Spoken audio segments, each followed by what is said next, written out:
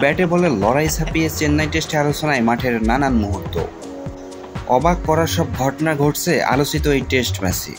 চলুন বিষয়গুলো দেখে নিই। সাকিব আল হাসান ও বিরাট কোহলির তেমনই এক খুনসুটিতে উঠে আসে লাসিথ মালিঙ্গার নাম। ভারতের দ্বিতীয় ইনিংসে কোহলি ব্যাট করার সময় সাকিব টানা দুটি ইয়র্কার লেন্থের বল করেন।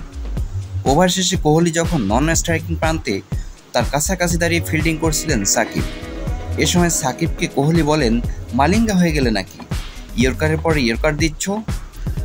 মালিঙ্গার সঙ্গে এমন তুলনা শুনে সাকিব ফিক করে হেসে দিয়েছিলেন।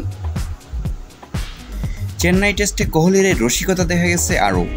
সাকিবের সেই ঘটনার সময়ই কোহলিকে ছক্কা হাঁকাতে প্রলুব্ধ করেছিলেন মেহেদী হাসান মিরাজ। কোহলি ব্যাটিং করার সময় তাকে ছক্কা হাঁকানোর জন্য স্লেজিং করেছিলেন মিরাজ।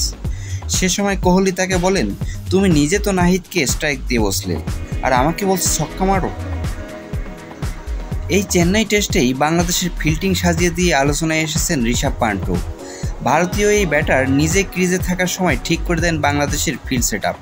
এমনকি বাংলাদেশ অধিনায়ক নাজমুল হোসেন শান্তও তার পরামর্শ অনুযায়ী ফিল্ড সেট আপ করেন।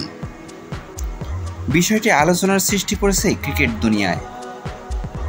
এমনই সব অবাক ঘটনা ঘটে ভারত বাংলাদেশের চলতি টেস্ট ম্যাচে।